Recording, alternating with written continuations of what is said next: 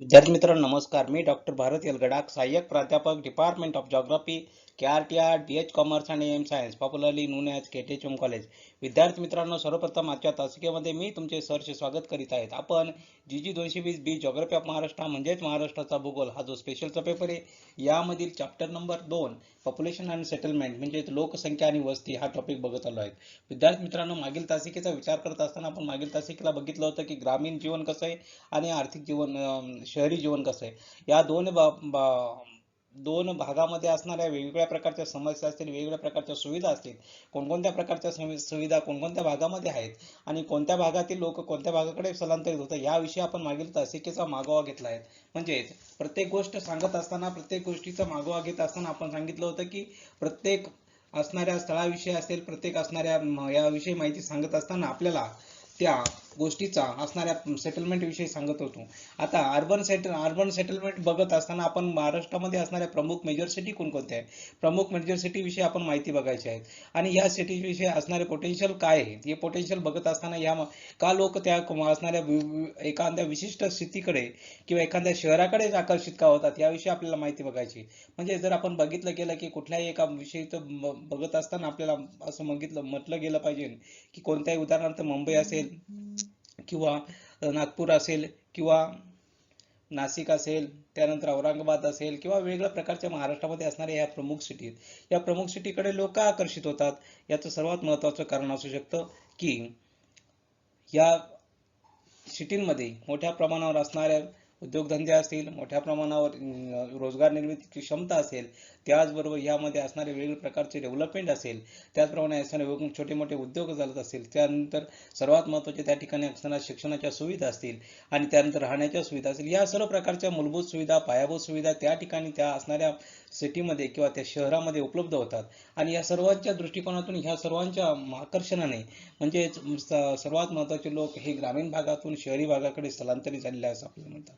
सर्वात महत्त्वाची गोष्ट आहे की ह्या सिटीमध्ये हे मेजर प्रामुख्याने हे पोटेन्शियल असल्यामुळे लोक त्या ठिकाणी आकर्षित होतात आणि आकर्षित झाल्यामुळे त्या ठिकाणी असणाऱ्या शहरीकरण किंवा शहरीकरणाची वाढ आपल्याला त्या ठिकाणी दिसून येते. अशा प्रकारे महाराष्ट्रामध्ये असणाऱ्या बऱ्याच प्रमुख मोठ्या मोठ्या सिटी आहेत.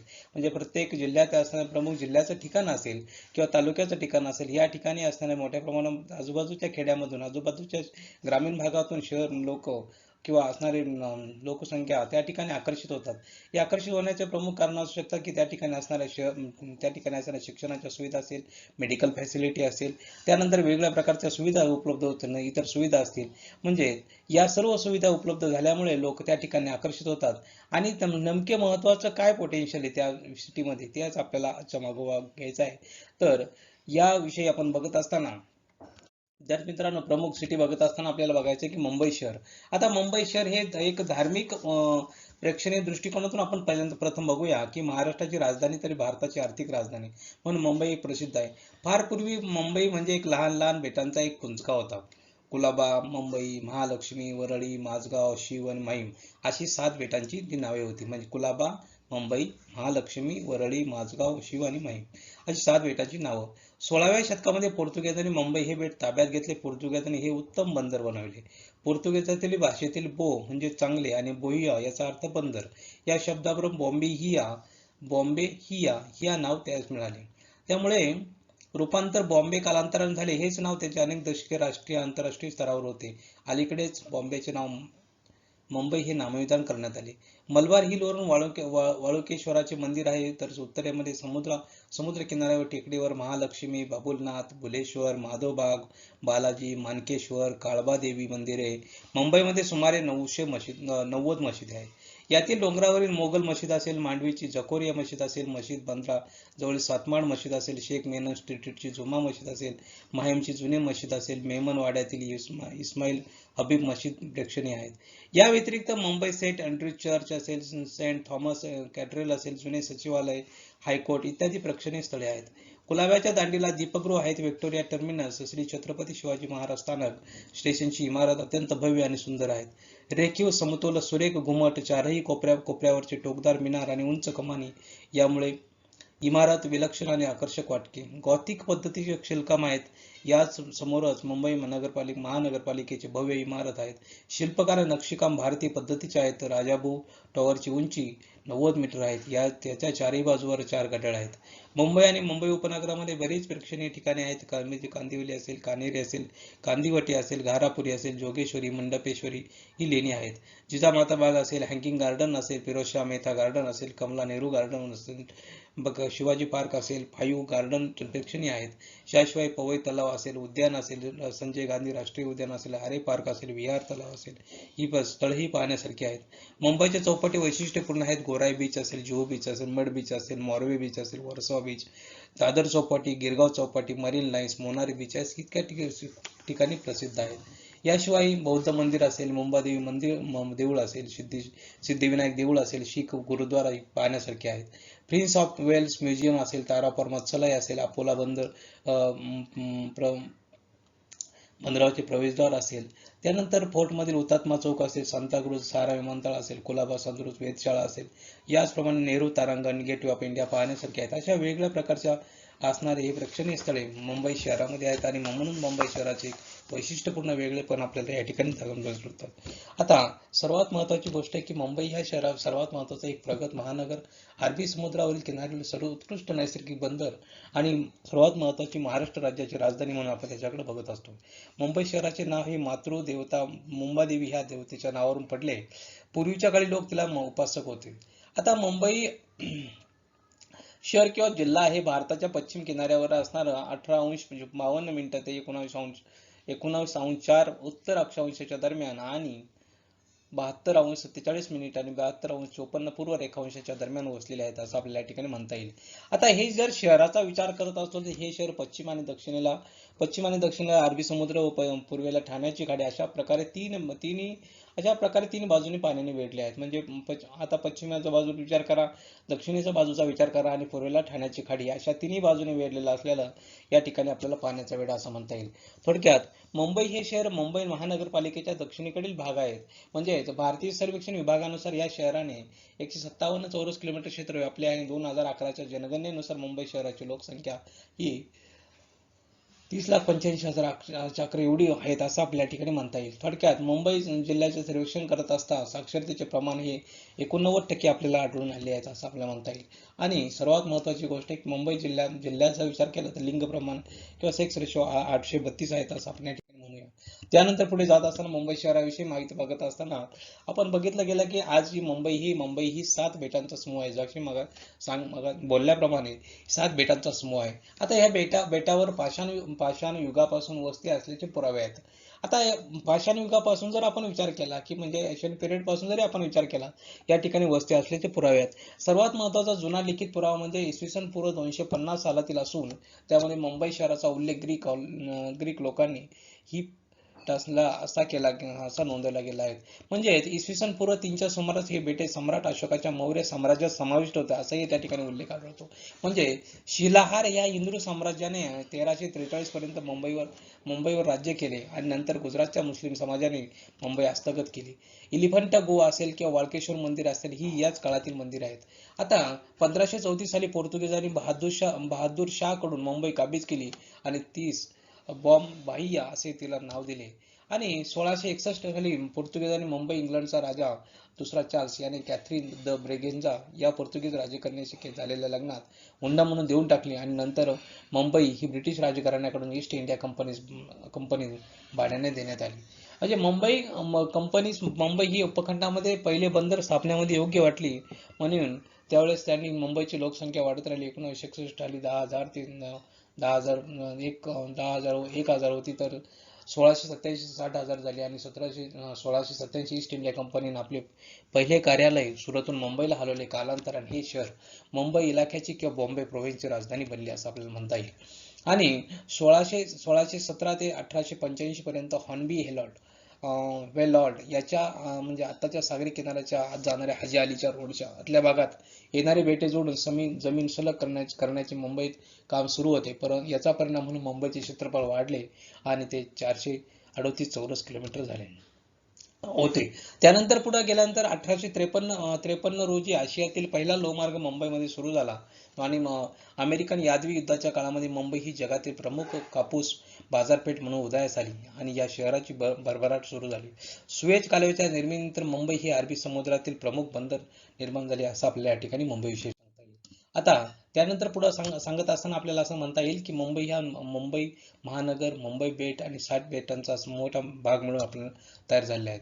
मुंबई बेटाचा मोठा भाग म्हणजे कुलाबा, धाकटा कुलाबा, मुंबई, माझगाव, परळ, वरळी, माहीम अशा मूळ 7 बेटांचे एकत्रीकरण तयार झाले आहेत. या बेटादरम्यानचा समुद्राचा फारसा उथळ आणि ठिकठिकाणी खाजणे आहेत. ओहोटीच्या वेळी बराचसा भाग उघडा पडत असे असं आपल्याला म्हणता येईल. म्हणून जेरॉल्ड इंजिनियरने 1670 ते 77 या मुंबईच्या ब्रिटिश गव्हर्नरने या 7 बेटावरील खाड्या बुजवण्याचा आणि समुद्र हटवण्याचा कार्यक्रम हाती घेतला. त्यानंतर तो टप्प्याटप्प्याने राबवला जाऊन 7 बेटाचे एकत्रीकरण मुंबई बेटाची निर्मिती त्या ठिकाणी केली आहे. मुंबई बेटावर पूर्व आणि पश्चिम भागामध्ये नैऋत्य ईशान्य दिशेत पसरलेल्या एकमेका समांतर असलेल्या 2 कमी उंचीचे कट्टक आहेत. त्यापैकी बेटाच्या पश्चिम भागातील कट्टक मलबार पॉइंट पासून तो वरळीपर्यंत पसरला आहे. या कटकाची मलबार हिल येथील समुद्र सपाटीपासूनची उंची 55 मीटर असून तेच मुंबईतील सर्वोच्च ठिकाण आहेत असं आपल्याला म्हणता येईल. दुसरा कटक हा बेटाच्या पूर्वेस साधारणतः डोंगरीपासून तर शिवपर्यंत तुटक पसरलेला आहे असं आपल्याला म्हणता येईल. या कटकामुळे नरिमन पॉइंट असेल म्हणजे बुशिरसमुळे पूर्व बाजूवर असलेल्या मुंबई बंदराचे खुल्या सागरापासून संरक्षण झालेले आपल्याला दिसून येईल. आता त्यानंतर पुढे गेल्यानंतर आपल्याला असं म्हणता येईल की ह्या 2 कटकामधील मलबार असेल, खंबाला असेल, वरळी असेल, पाली असेल, गिलबार्ट असेल, शिवडी असेल, एटॉप असेल अशा लहान लहान टेकड्या आहेत. ह्या 2 कटकादरम्यानचा प्रदेश सपाट असून मलबार आणि नरिमन पॉइंटच्या दरम्यान बॅक बे असा एक उथळ समुद्र भाग आहे.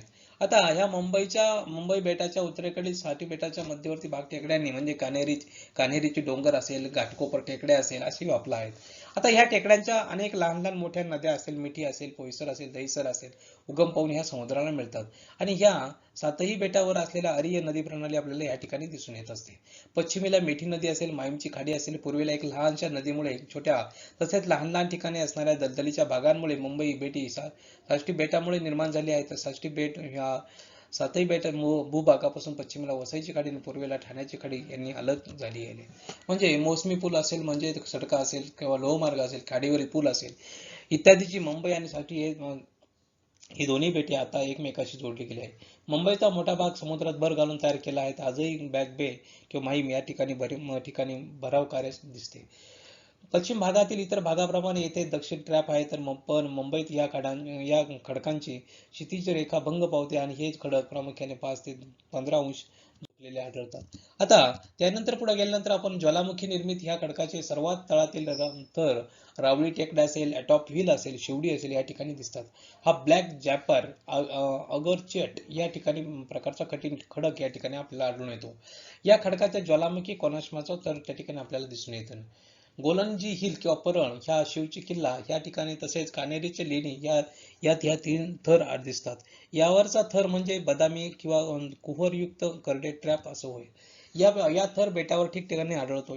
त्यावरचा थर हा मुंबईतील अंतरा ट्रॉफी हा आहे. यात अनेक प्रकारच्या अश्मस्थित किंवा जीवाश्म सापडल्याने भूवैज्ञानिकरित्या समजण्याचे एक उत्तम साधन आहेत. मुंबईत हा थर अनेक ठिकाणी आढळतो. या थरावरचा बेसाल्टचा थर हा मलबार हिलवर आपल्याला दिसून येतो. ट्रॅपची निर्मिती झाल्यानंतर झीज होण्याचा काळ सुरू झाला आणि याचबरोबर सर्वात महत्वाची गोष्ट की याचबरोबर समुद्राचे आक्रमण होण्यामध्ये प्रारंभ झाला. आता सकल भाग पाण्याखाली बुडून खाड्या बनल्या आणि मुंबई जवळचे असणारे गोराई असेल, मनोरी असेल, मालाड असेल इत्यादी खाड्या अशा भूवैज्ञानिक घडामोडींच्या साक्षी आपल्याला दिसून येत असतात असं म्हणता येईल. आता याचप्रमाणे या प्रकारचं हवामान बघत असताना मुंबई शहराचं हवामान हे प्रामुख्याने उष्ण, दमट आणि सम आपल्याला आढळून येतं. आता मुंबई या शहराचं बघत असताना डिसेंबर ते फेब्रुवारीच्या दरम्यानमध्ये साधारणतः थंड तर मार्च आणि मेच्या या दरम्यानच्या प्रामुख्याने हवामान या ठिकाणी उष्ण आढळतं. जून ते आणि सप्टेंबर या काळामध्ये नैऋत्य मोसमी वाऱ्यापासून या ठिकाणी पर्जन्यवृष्टी होते किंवा पाऊस पडतो. तसेच या भागांमध्ये मान्सूनच्या ऑक्टोबर आणि डिसेंबर या काळामध्ये हवा उष्ण असते. मुंबईतील जानेवारीतील सरासरी तापमान हे 19 अंश सेल्सिअस तर मे महिन्यातील सरासरी तापमान हे 33 अंश सेल्सिअस पर्यंत असते. वार्षिक पर्जन्यमान 180 सेंटीमीटर असून त्यापैकी सुमारे 60 सेंटीमीटर पर्जन्य जुलै महिन्यामध्ये पडतो आपल्याला म्हणता येईल. नारळ असेल, ताड असेल, आंबा असेल, चिंच असेल, वड असेल इत्यादी वृक्ष प्रकार या भागात आढळतात. साष्टी बेटावर पूर्वी वाघ, चित्ता, कोल्हा, हरिण हे प्राणी आढळतात, त्यामुळे शिकारीसाठी हे बेट प्रसिद्ध होते. भारतीय सर्वेक्षण विभागानुसार या शहराने 157 चौरस किलोमीटर क्षेत्र व्यापले आहेत असं म्हटलं गेलं होतं. पण जनगणना अहवालानुसार 2011 ची लोकसंख्या म्हणजे या ठिकाणी पुरुष आणि महिला या ठिकाणी दाखवलेल्या आहेत. म्हणजे 1,24,42,343 आहे. तर त्यापैकी पुरुष आहे ते 6,67,15,961 आणि तर 57,26,442 इतके आहेत असं आपल्या या ठिकाणी म्हणता येईल. मुंबई ही महाराष्ट्र राज्याची राजधानी असून भारतातील सर्वात महत्वाचं म्हणजे सर्वात जास्त लोकसंख्या असलेले शहर म्हणून या मुंबईला बघितलं जातं.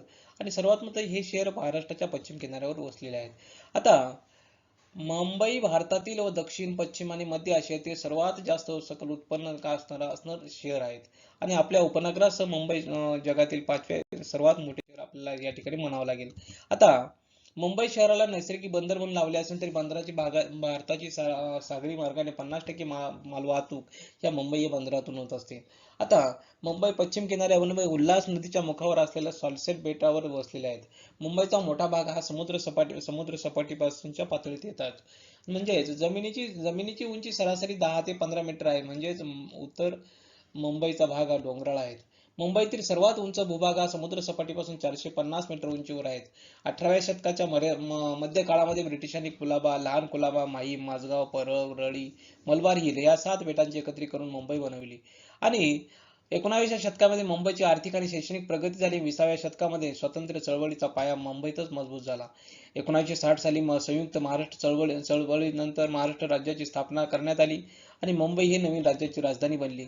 आणि 1995 मध्ये शिवसेनेची सत्ता असताना शहराचे नामकरण अधिकृत करून बॉम्बे पासून मुंबई करण्यात आलं. आता मुंबई ही आर्थिक राजधानी, मनोरंजनाची राजधानी. मुंबईमध्ये गरीब, श्रीमंत यामध्ये सर्व वर्ग दिसून येत असतात. सर्वात महत्त्वाचं म्हणजे सध्याच्या जागतिकीकरणामध्ये जर असेल तर मुंबई हे आंतरराष्ट्रीय शहर बनले गेले आहेत. मुंबईची स्थापना मूळ कोळी लोक जमातीचे लोक या ठिकाणी वास्तव्य करत असते.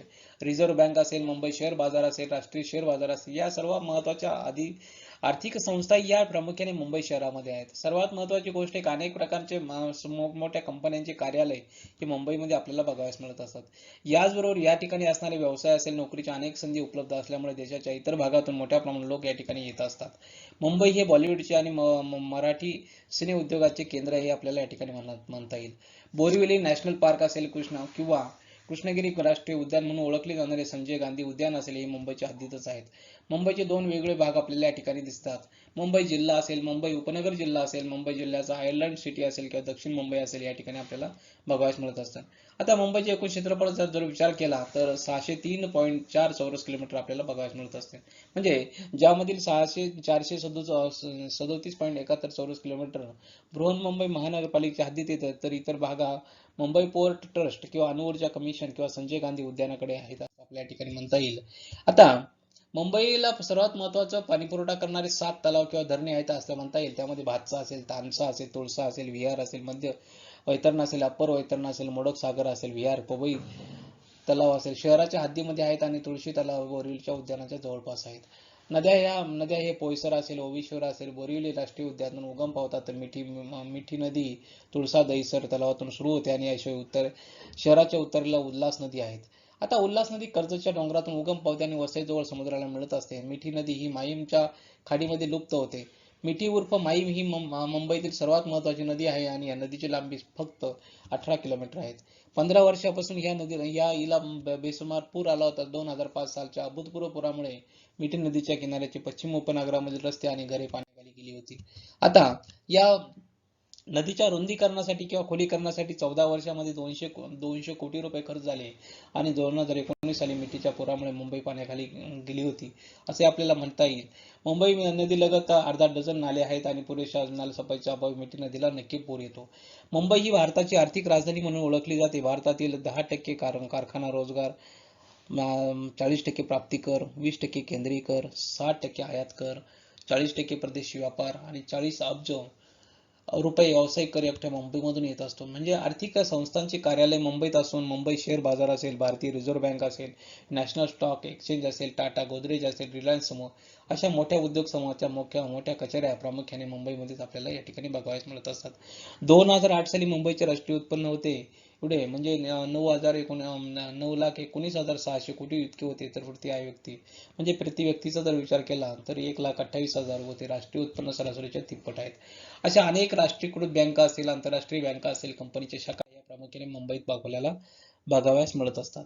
आता 1980 सालीपर्यंत कापडगिरणा ही मुंबई अर्थव्यवस्थेचा कणा होती, परंतु आता अभियांत्रिकी असेल, दागिने पॉलिशिंग असेल, आरोग्य असेल, माहिती तंत्रज्ञान असेल ही क्षेत्रे महत्त्वाची भूमिका बजावत असतात. मुंबईला राजधानीचा दर्जा मिळाल्यामुळे केंद्रीय आणि राज्य सरकारी नोकरी यांचेही नोकरदार वर्गातील प्रमाण लक्षणीय आपल्याला दिसून येतं. मुंबईत भरपूर प्रमाणामध्ये कुशल आणि कुशल कामगार उपलब्ध आहेत. याचे प्रामुख्याने फेरीवाले असेल, टॅक्सी वाहक असेल, मेकॅनिक असेल हे प्रमुख आहेत. मुंबईतील बंदरामुळे खूप लोकांना रोजगार मिळाले आहेत. मुंबईतील मनोरंजन व्यवसायाने देखील खूप लोकांना व्यवसाय पुरवला असून मुंबई हे भारतातील प्रमुख दूरचित्रवाणी वाहिन्या, चित्रपट व्यावसायिक व उपग्रह वाहिन्याचे मुख्यालय आपल्याला या ठिकाणी दिसून येतं. सर्वात महत्त्वाची गोष्ट आहे की बॉलिवूड म्हणून ओळखले जाणारे हिंदी चित्रपट सृष्टीचे मुंबई हेच केंद्र आपल्याला दिसून बघावयास मिळते. आता या मुंबई शहराचा विचार करत असताना मुंबई शहराची लोकसंख्या आपण बघितली की घनता ही 29,000 चौरस किलोमीटर आपल्याला त्या ठिकाणी बघावयास मिळतात. म्हणजे जर आपण बघितलं तर 1,000 पुरुषांमागे 811 स्त्रिया आहेत आपल्या म्हणता येईल. स्त्रियांचे प्रमाण कमी असण्याचे कारण रोजगाराकरता इतर गावांहून मुंबईकडे येणारे लोकांचे पुरुषांचे स्थलांतर होय. साक्षरतेचे प्रमाण 86% आसपास, जवळ 89% आसपास पोहोचले आहेत. म्हणजे लोकसंख्या जास्त असल्यामुळे नागरी सुविधांवरती ताण पडतो. मुंबईत बोलली जाणारी भाषा असेल, महाराष्ट्र राज्याची राज्यभाषा म्हणून कोकणी असेल, हिंदी असेल, इंग्रजी या भाषा देखील मुंबईमध्ये बोलल्या जातात. मुंबई मोठे शहर असून त्या मानाने त्या गुन्ह्याचे प्रमाण ही मध्यम आहेत.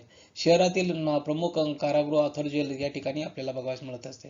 विकसनशील देशातील इतर मोठ्या शहराप्रमाणे मुंबईत देखील अतिनागरिकीकरणामुळे गरिबी असेल, निकृष्ट सार्वजनिक आरोग्य असेल, बेरोजगारी असेल, पायाभूत नागरी सुविधांचा अभाव असेल, स्थलांतरपणा असेल, बकाल वस्त्यांची झोपडपट्ट्यांची वाढ असे प्रश्न या ठिकाणी निर्माण होतात. जागेची कमतरता, घराच्या वाढत्या किमतीमुळे लोक उपनगरात, कार्यालयातून दूर राहतात. यामुळे वाहतूक व्यवस्थेवरती ताण पडत असतो आपल्याला या ठिकाणी दिसून येईल. याचबरोबर मुंबईतील सुमारे 45% लोकसंख्या झोपडपट्टीत राहते आणि मुंबईतील धारावी झोपडपट्टी ही आशिया खंडातील सर्वात मोठी झोपडपट्टी आपल्याला या ठिकाणी बघायला मिळत असते. आता मुंबई खाजगी किंवा महानगरपालिकेच्या शाळा असून बहुतेक शाळा ही महाराष्ट्र राज्य माध्यमिक शिक्षण मंडळ तर उर्वरित शाळा केंद्रीय माध्यमिक शिक्षण मंडळ किंवा सीबीएसई किंवा ICSI बोर्डाच्या संलग्नित आहेत. आता महानगरपालिकेच्या शाळांमध्ये बहुतांश वेळा अपुऱ्या सुविधा पाहायला मिळत असतात. तसेच गरीब जनतेसाठी दुसरा पर्याय नसल्यामुळे मुलांना या शाळांमध्ये शिकायला लागतं. भारतातील 10+2+3 या शिक्षण पद्धतीद्वारे 10वी नंतर विद्यार्थी महाविद्यालयात कला वाणिज्य विज्ञान शाखेमध्ये प्रवेश घेतात. 12वी नंतर पदव्युत्तर पदवी, अभियांत्रिकी, कायदा, वैद्यकीय आणि व्यावसायिक पदवी अभ्यासक्रमासाठी प्रवेश घेतलेला आपल्याला महाराष्ट्राचे बहुतेक महाविद्यालय मुंबई विद्यापीठाशी संलग्नित आहेत. IIT मुंबई, वीर माता Jijabai technological institute of Victoria jubilee technical institute किंवा SNDT महिला विद्यापीठ इतर संस्था मुंबईमध्ये आहेत. मुंबईमध्ये मराठी आणि इंग्रजी माध्यमाच्या शाळा आहेत. सध्या इंग्रजी माध्यमाच्या वाढत्या प्रभावामुळे अनेक मराठी माध्यमाच्या शाळांची विद्यार्थी संख्या घटत आहेत. आता या बघत असताना आपल्याला क्रिकेट हा एक खेळ सर्वात मोठा मुंबई लोकप्रिय आहे. प्रत्येक गल्लीत असेल, मैदानात असेल, सर्वत्र क्रिकेट खेळले जातात. मुंबई क्रिकेटपटूंना आंतरराष्ट्रीय क्रिकेट गाजवले गेले आहेत. Board of control of cricket in इंडियाचे मुख्यालय असून महत्त्वाच्या आंतरराष्ट्रीय क्रिकेट सामन्याच्या वेळी मुंबईतील रस्त्यावर कमी वर्दळ असते. आता बेबॉर्न स्टेडियम असेल किंवा वानखेडे स्टेडियम असे 2 आंतरराष्ट्रीय दर्जाची मैदाने मुंबईत आहेत. मुंबईच्या क्रिकेट संघाने रणजी सामन्यामध्ये सातत्याने अव्वल दर्जाची कामगिरी केली आणि सर्वाधिक रणजी करंडक जिंकण्याचा मान मुंबईकडेच आहेत. त्याचबरोबर मुंबईने आजवर अनेक क्रिकेटपटू भारतात दिले आहेत. सुनील गावस्कर असेल, अजिंक्य रहाणे असेल, रोहित शर्मा असेल, सचिन तेंडुलकर असेल असे भारताचे अव्वल क्रिकेटपटू मुंबईचेच आहेत. फुटबॉल हा दुसरा लोकप्रिय खेळ आहे. विशेषतः पावसाळ्यात तो खेळण्यात येतो. हॉकी असेल, टेनिस असेल, बिलियर्ड्स असेल, बॅडमिंटन असेल, टेबल टेनिस असेल, डर्बी असेल, रग्बी असेल अशा वेगवेगळ्या प्रकारचे खेळ सुद्धा कमी अधिक प्रमाणात खेळले जातात. व्हॉलीबॉल, बास्केटबॉल, कबड्डी हे खेळ महाविद्यालयीन विद्यार्थ्यांमध्ये लोकप्रिय आहेत. विशेषतः हे खेळ पावसाळ्यात आणि हिवाळ्यातच खेळण्यात येतात असं आपल्या या ठिकाणी म्हणावं लागेल. अशा प्रकारे आपण बघत असताना मुंबई शहराविषयी आणि मुंबई का पोटेन्शियल आहे याविषयी आपण माहिती बघत असताना मुंबईमध्ये आवश्यक असणाऱ्या गोष्टी प्रत्येक ठिकाणी असणाऱ्या वेगवेगळ्या प्रकारच्या शैक्षणिक सुविधा असतील, वेगवेगळ्या प्रकारच्या मनोरंजनाच्या सुविधा असतील, पर्यटनाच्या दृष्टीने आवश्यक असल्यामुळे मुंबई ही नक्कीच त्या ठिकाणी मोठ्या प्रमाणात पोटेन्शियल किंवा मोठ्या प्रमाणावर त्या ठिकाणी जास्तीत जास्त मोठ्या प्रमाणात उपलब्ध आहेत आणि त्यामुळे लोक मुंबईकडे आकर्षित होतात, मोठ्या प्रमाणावर स्थलांतर करत असतात. ही सर्वात महत्त्वाची प्रमुख कारणे अशा मुंबईमध्ये असल्यामुळे लोक या ठिकाणी स्थलांतर करतात आणि लोकांचे आकर्षित झालेले आहेत. विद्यार्थी मित्रांनो, या आजच्या तासिकेविषयी कोणाच्या मनात काही शंका प्रश्न निर्माण झाले असेल या ठिकाणी माझा मेल आयडी दिला, यावरती आपण मेल करू शकता. तोपर्यंत करू शकता. पुढील तासिकेला नवीन पुढचा टॉपिक घेऊन भेटूया. तोपर्यंत धन्यवाद. Thank you very much.